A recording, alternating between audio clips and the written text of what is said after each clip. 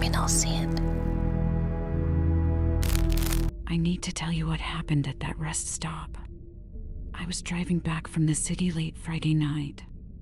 The rain was hitting my windshield like gravel. It was one of those old concrete places on Highway 58. Just a dim yellow light flickering over a single stall. I stopped because I was tired and my eyes burned. The air inside smelled like wet copper and bleach. I walked toward the back to wash my face. That is when the humming started behind the wall. It sounded like a person trying to sing through a throat full of sand. I ignored it and splashed cold water on my skin. I looked in the mirror and saw the grout was turning black. It was not mold, but something thick and moving. The liquid started oozing from the gaps between the tiles. It looked like old oil mixed with heavy, dark cream. I stepped back and tripped over a discarded red jacket. The jacket felt heavy and wet when I touched it. My fingers came away stained with a deep, iron-scented crimson.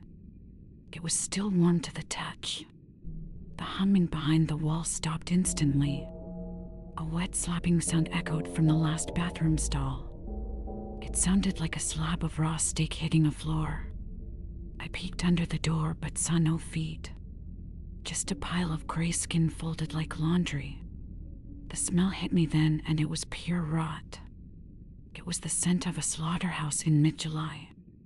I tried to leave, but the door would not budge. The handle was slick with a translucent, sticky slime.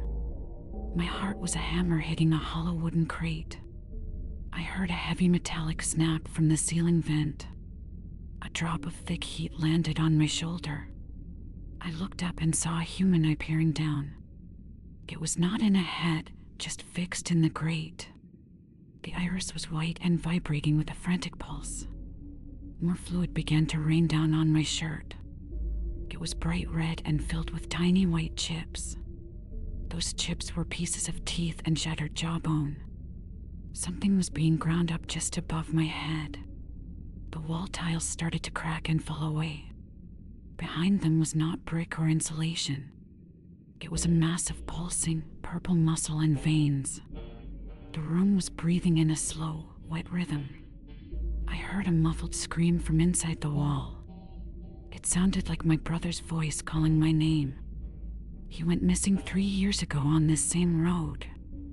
I pressed my ear to the meat and heard him. He was begging for someone to stop the grinding. Then the floor began to soften like melting wax. My shoes sank into the tile, which was now skin. The drain in the center started to widen and hiss. It looked like a throat opening up for a meal. I saw a hand reach out from the drain. The fingernails were gone and the bone was exposed. It grabbed my ankle with a strength that snapped wood.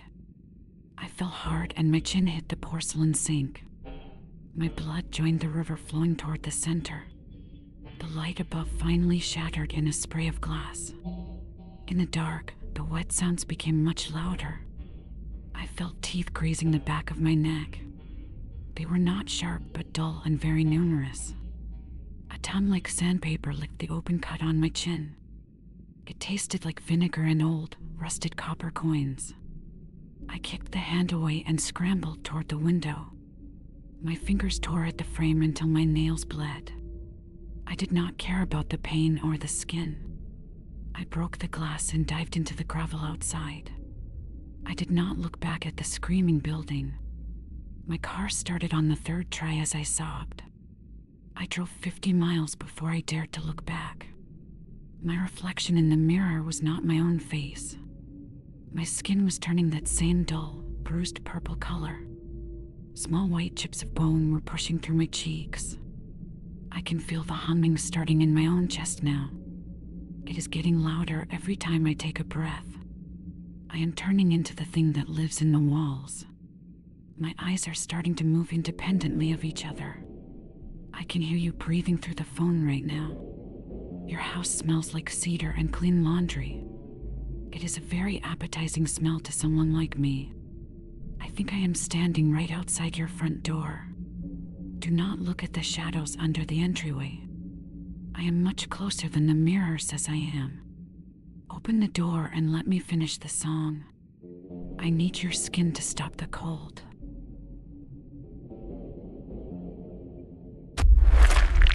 Next story. Some debts are paid in skin. Don't look up. We all have that one corner in the bedroom, don't we? The one the floor lamp doesn't quite reach, where the shadows seem a little thicker than they should be.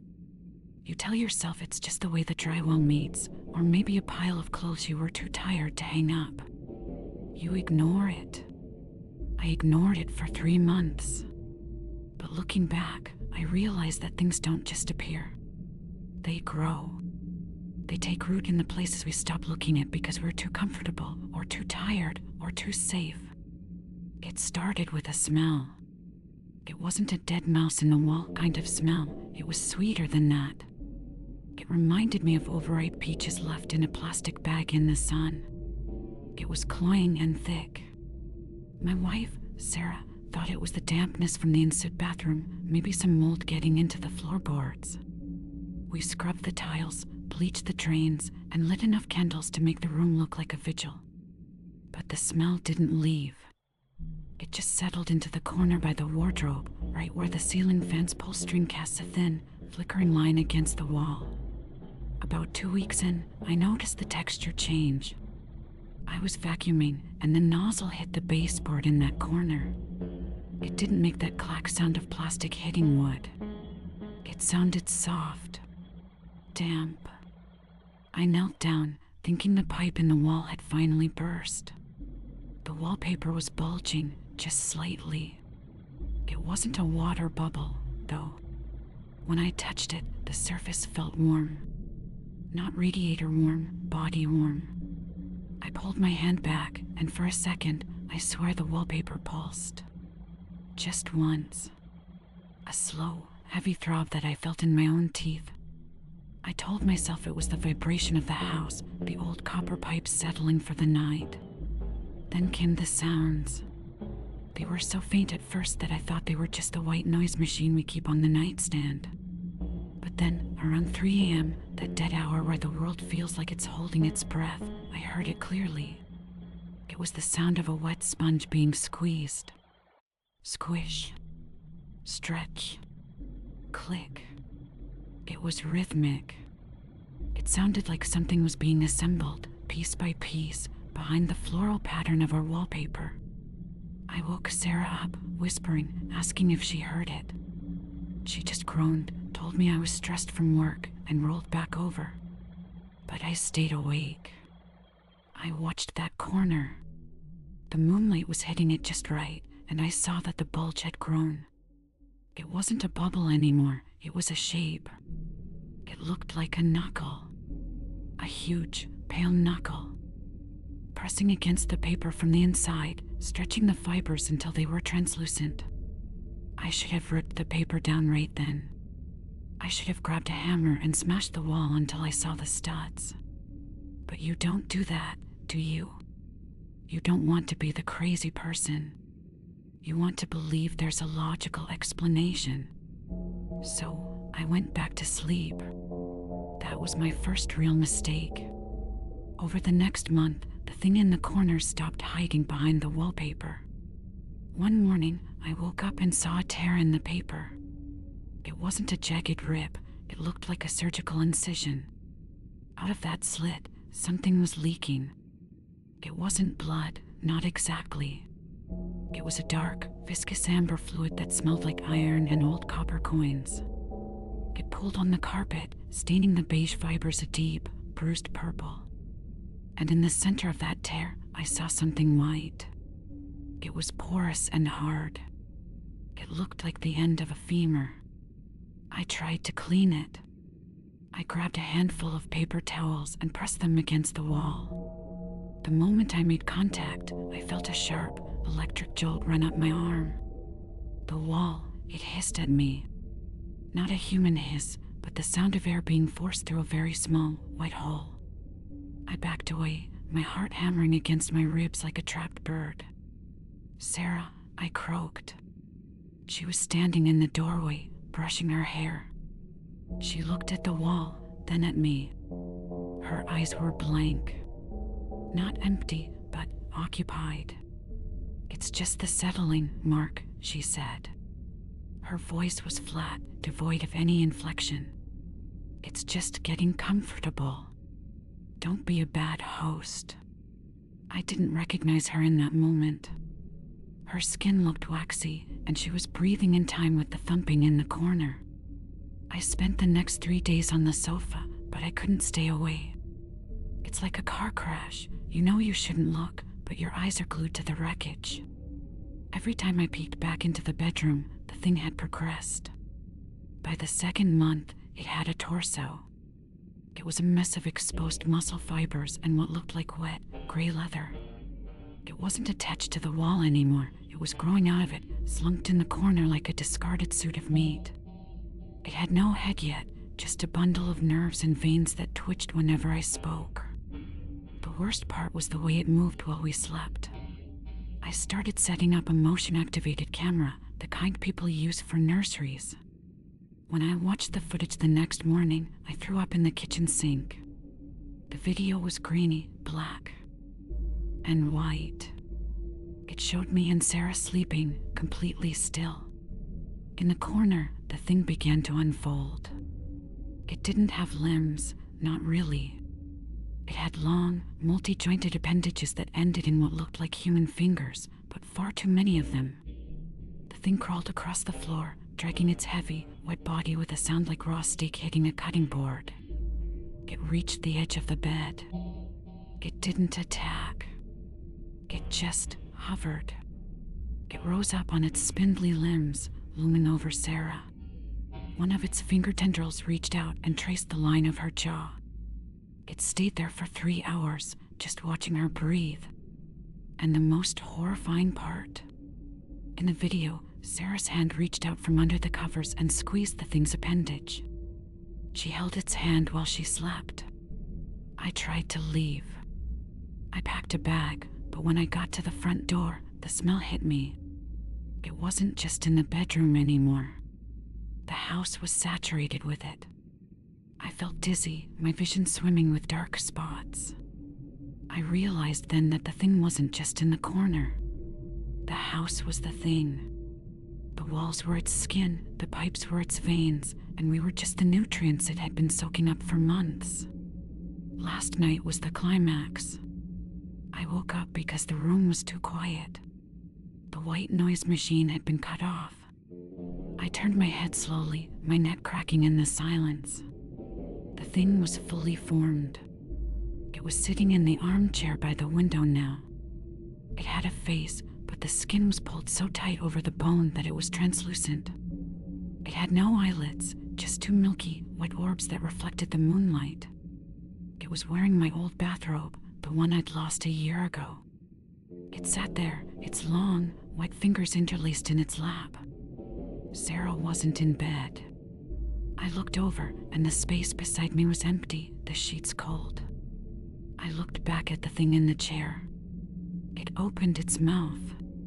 There were no teeth, just a black, gaping hole that went down forever. "Mark," it said. It was Sarah's voice, perfectly replicated.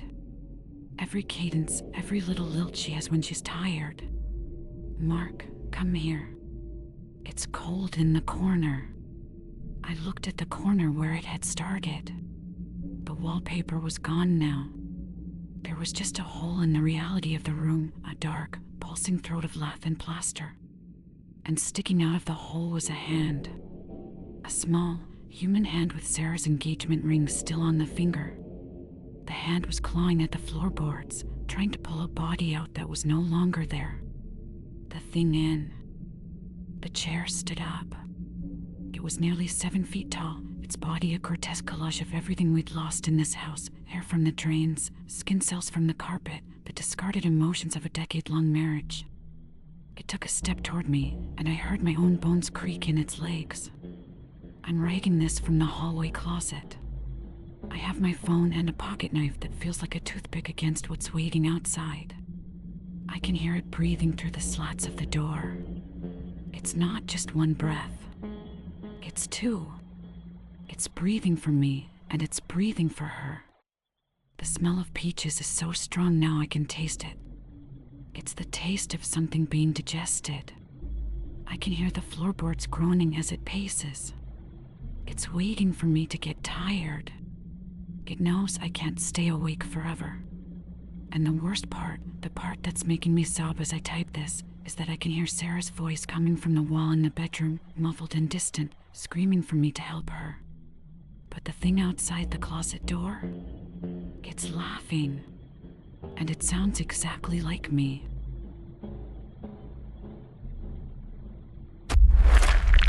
Next story.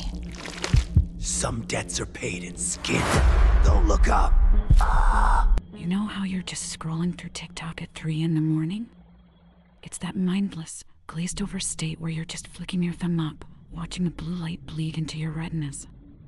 Most of it is garbage, dancing teens, recipe hacks, people complaining about their bosses. But then the algorithm catches a glitch. Or maybe it wasn't a glitch. Maybe it just finally figured out what I actually wanted to see, even before I knew it. It started with a video that had 0 likes and 0 comments.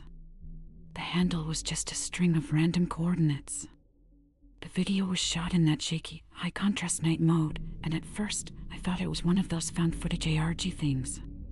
It showed a basement floor, concrete and stained with something dark and oily.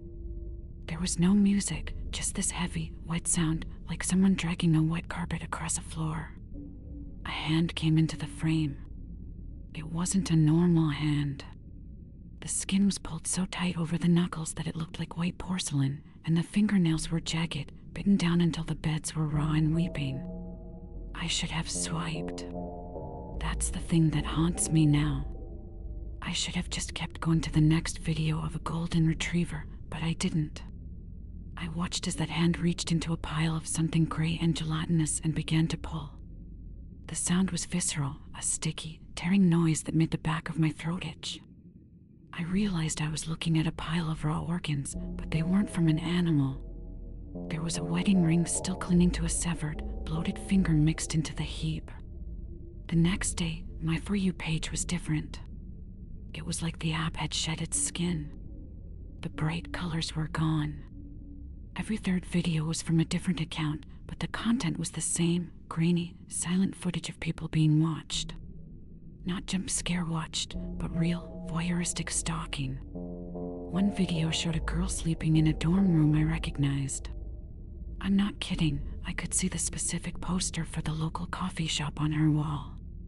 The person filming was standing right over her bed.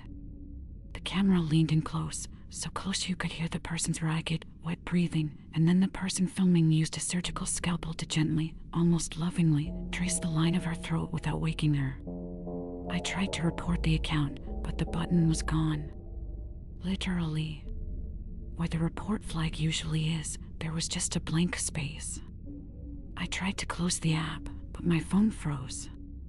The screen stayed lit, pulsing with a dull, meat-colored glow. When it finally unfroze, a new video started playing automatically. It was a live stream. The title was just my home address. I felt that cold drop in my stomach, the kind that makes your limbs feel like lead.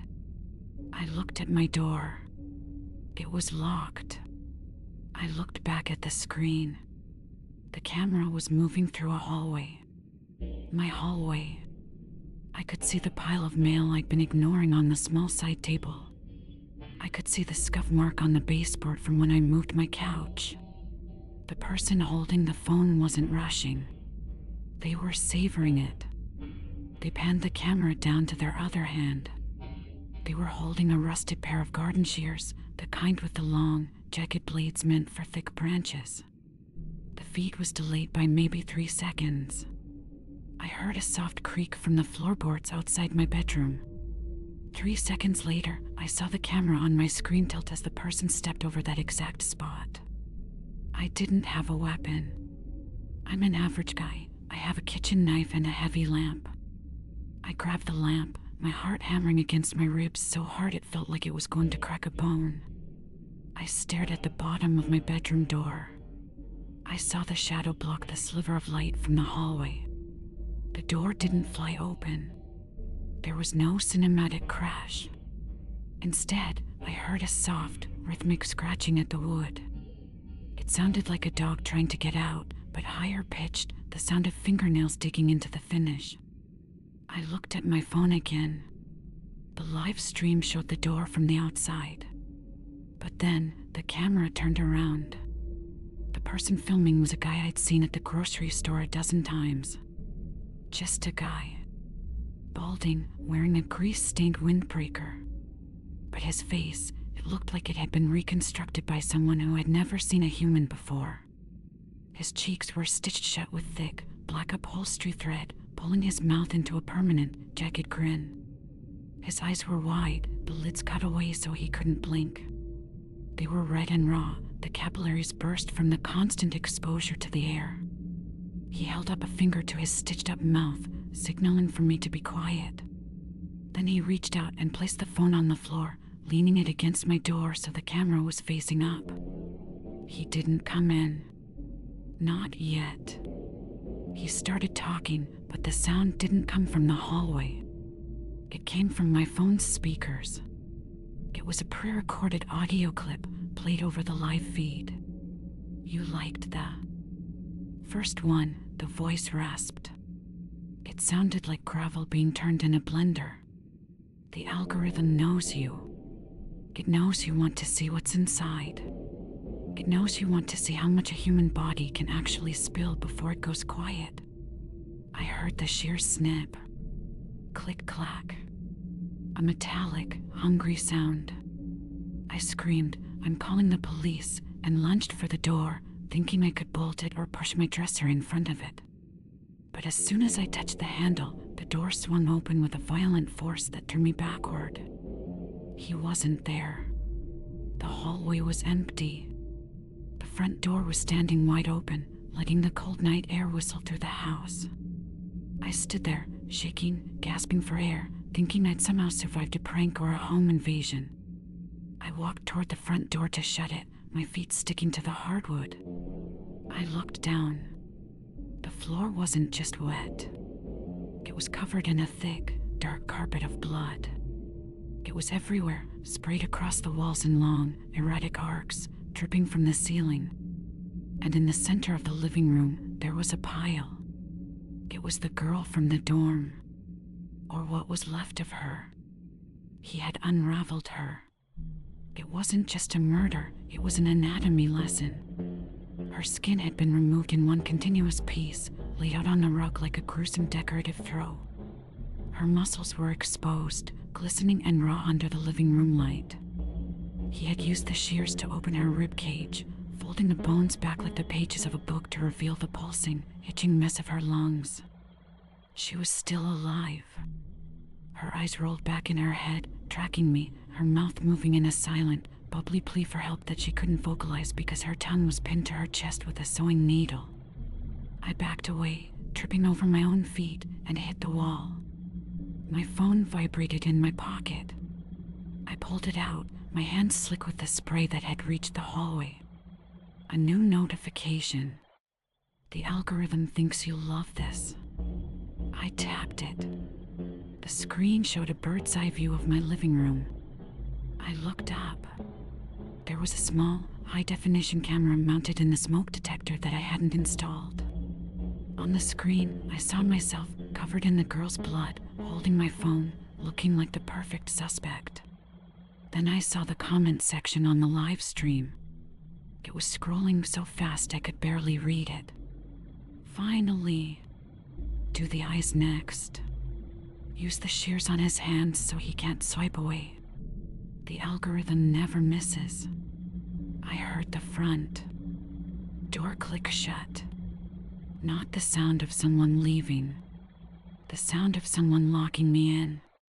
I looked toward the kitchen, and there he was, standing in the shadows by the fridge. He wasn't holding the shears anymore.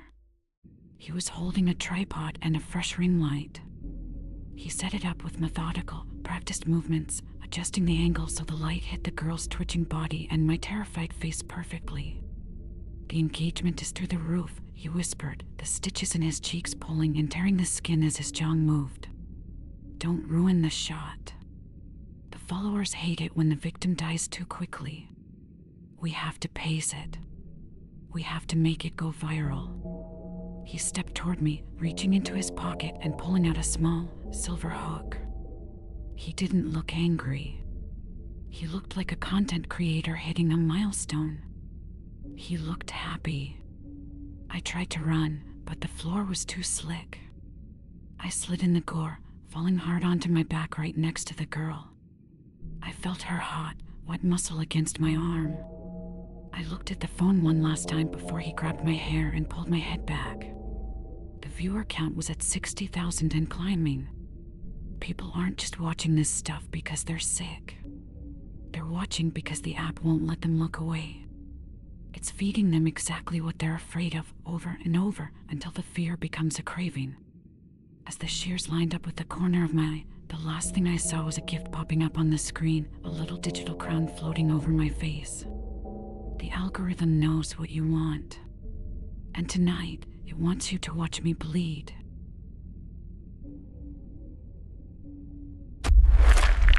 Next story. Some debts are paid in skin. Don't look up. Next story is yours. Take a look at the shadow in the corner of your room. Are you sure it was that shape a minute ago? Subscribe or be the next in line.